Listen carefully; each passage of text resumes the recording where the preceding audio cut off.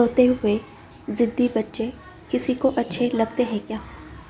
कभी कभी उनकी स्वयं की जन्मदात्री माँ भी परेशान होती है।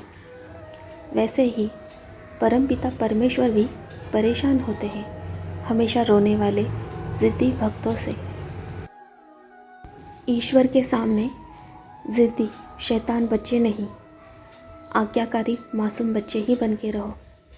ईमानदारी से भक्ति करो, बहुत भला होगा।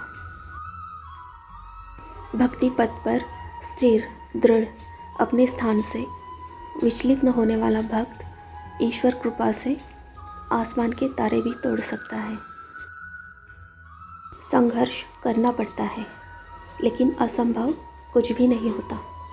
चित्त एकाग्र, मन में आत्मविश्वास और ईश्वर का नाम साथ हो तो सारे मुश्किलों के पहाड़ पार हो जाते हैं। कोई कठिन तपस्या नहीं करनी है, केवल भक्ति में नितांत श्रद्धा, सबूरी और निस्वार्थ प्रेम हो। सबूरी करना कभी कभी मुश्किल हो जाता है, लेकिन सच्चे भक्त डगमगाते नहीं हैं।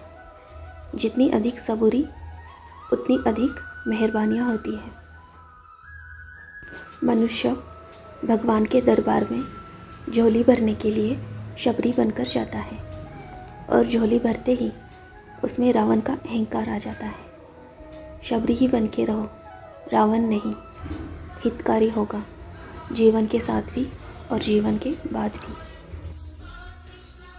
एक नास्तिक जो भगवान का नाम नहीं लेता, कभी मंदिर नहीं जाता, लेकिन शुद्ध और सच्चे मन से निस्वार्थ भाव से जन सेवा करता है।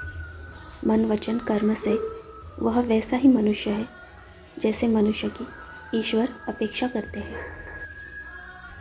वह नास्तिक भगवान को अत्यधिक प्रिय होगा उस स्वार्थी आस्तिक के बदले जिसने अपनी भक्ति और सेवा का पाखंड मचा रखा है।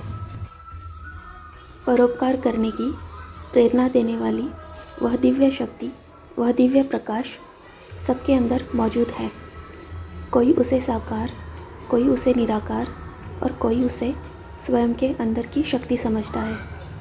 मनभेद हो सकता है, लेकिन मतभेद ना हो।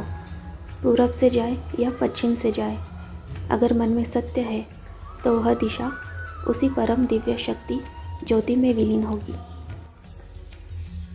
भक्ति और आध्यात्मिकता तुम्हें कोई सिखा नहीं सकता।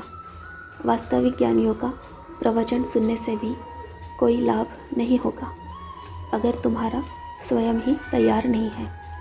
तुम्हें सब स्वयं के अंदर से ही सीखना है।